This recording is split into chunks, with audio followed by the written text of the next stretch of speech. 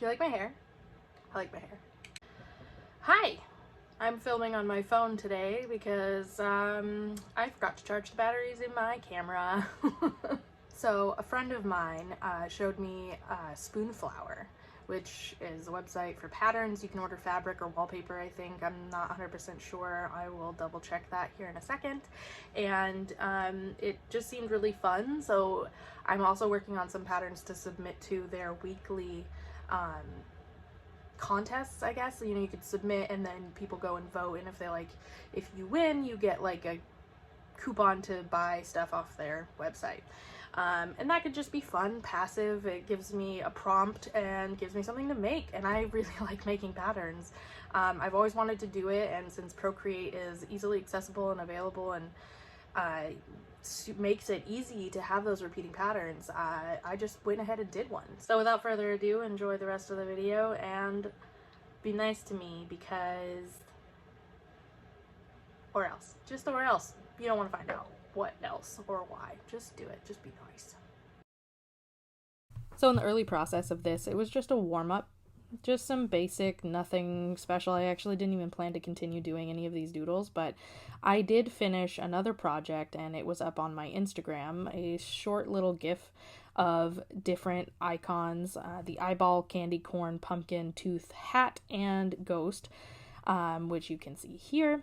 I then brought those line art into this file to help round out this pattern, because I was running out of additional ideas to put into this cutesy Halloween-y pattern.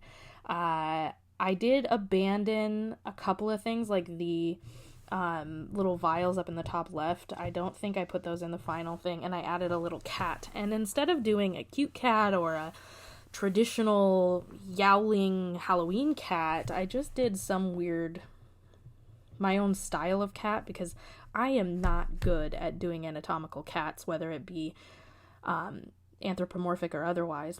And as the process goes on, I just look to fill up the empty spaces with Flash inspired dots and X's, then trying to make this knife into something. I don't think I did a good job. I think I could fix this and make it a little bit better. I did like where I landed on the words around it, the stay sharp. Thought that was clever, but the knife is janky, and I'm just not happy with it. But as I go along here, adding color and rounding out shading and all of that, you can see everything starts to come together. Now, this is not a repeating pattern yet. This is just an amalgamation of different things I was trying and coloring and just experimenting, if you will.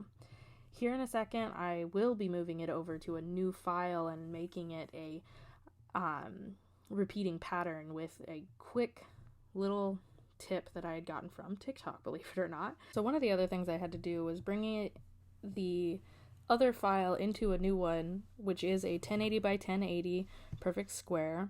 And since I had made a landscape, I had to fill in the areas that didn't fit into this box. Some items I duplicated, some items I changed, like this cat here. He got a little bit of a makeover, and I love him. Once I filled in the space and it was a perfect square, and I was very happy with the final layout with all the skulls and stuff, you do this little trick. Take your one layer and duplicate it. Drag one of them halfway up your field of drawing. Take the other layer, drag it halfway down, merge them, duplicate it, then drag it halfway to the right and halfway to the left. So then it's a repeating pattern. There are plenty of tutorials of this all over YouTube, on Instagram and all of that. TikTok is where I learned it, but it's very simple if you have Procreate, and I suggest doing it. It's super fun. And the final result, I think, is really cute. I added little pops of color here and there and played with the background, ultimately landing on a dark gray. In my opinion, since there's so many colors within the final design, going with a neutral gray, a lighter gray, it stays away from the warm colors. It allows the oranges and reds to pop, especially the green.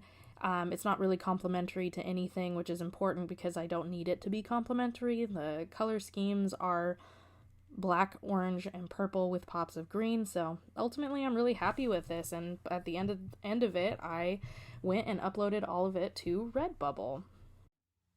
Now I know I said I learned about spoon flower and told you about that at the beginning of the video, and that is true. I am going to be doing that, but for this pattern, because of what it is, I don't know that it would necessarily do well on spoon flower.